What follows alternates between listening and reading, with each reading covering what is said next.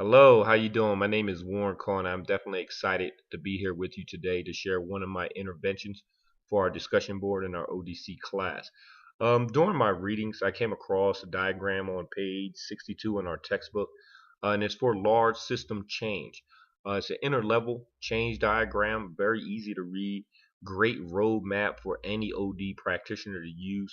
And when I was taking a look at it, I said, wow, you can use this in large scale systems change systems, or you can use it in medium. It's just a roadmap, and it's a very good guide for milestones and objectives that you need to have to really impact or implement these type of changes. So let's go into it a little bit. I'll talk about it. The first step, as I think we all know, is determining the need for change.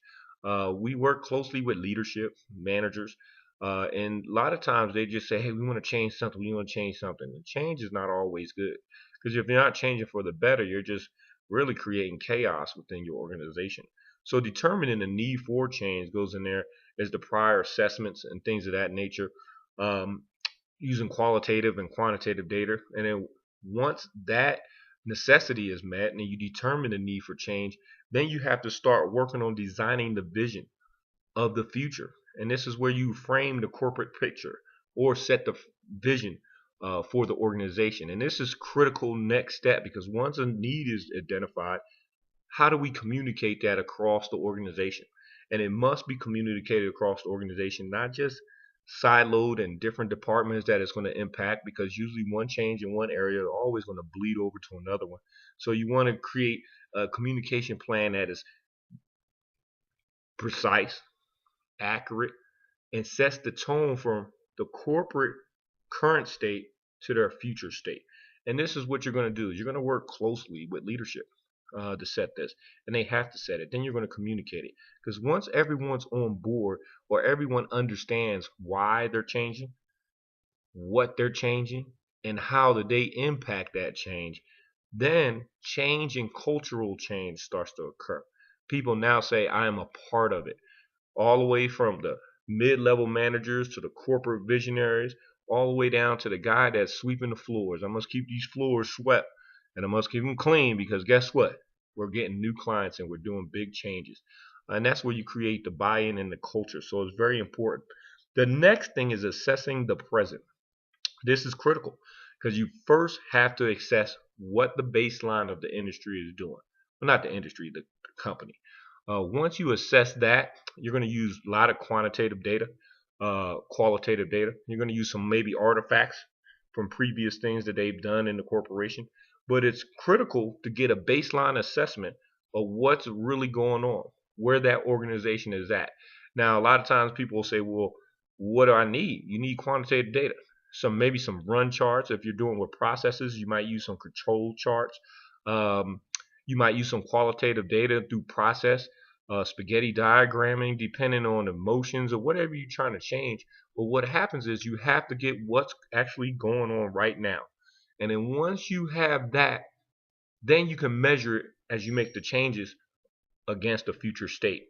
And this is very important because if you know where you are at, then when you go to your next step, you can measure it and see the real progress. And this progress can be made in dollars and cents, from financial gains to better operational performance, to better delivery times. You think better manufacturing, customer service, retention, reduced turnover. I mean, this is critical for assessing the first need. And then you go into another step, which is what the OD practitioner does, is managing the transition. Now, this is where all the different dynamics work, because once you manage the transition, it's very important that you know your stakeholders. You know the people that are involved. You know the teams that are doing what. You have timelines, milestones, toll gates. This is very critical because without managing or properly managing the transition, then they're going to be all over the place. And then time is going to lapse. Things are going to come in late. So you got to really manage this time wisely. Then you're going to go into reinforcing and sustaining. Once you get in there, it's like Lewin's model. You unfreeze, you change it, then you refreeze it. And this is where it comes into sustainability. You want to make it a standard operations, the new things that you put in place if they're working. So you got to check if they're working first, and then you're going to put the standards of operations in. And you need to do that because once it's reinforced, people know, hey, this is our new norm. This is what we're doing. Then you want to refreeze it in place so people can use it, and you want to keep it simple, and you want to keep it so it's duplicatable.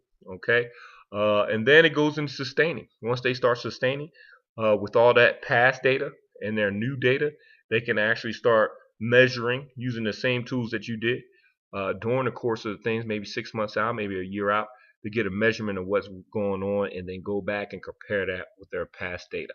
So I hope that helped. This is one of the models I thought was very important. Like I said, it's a roadmap, and I think it's a roadmap not just for large system changes, but also for medium, even small changes. It's just a good roadmap for all OD professionals. Thank you.